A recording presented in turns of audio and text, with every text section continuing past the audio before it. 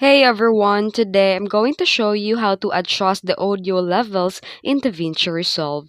Let's get started. First, click the Edit tab at the bottom of the screen. Then click the audio track into your timeline. Then here, you can use the volume line. Draw or drag the line up to increase the volume or decrease it. Then here you can use the inspector panel for the precise control. Under the audio section, adjust the volume slider for more accurate control.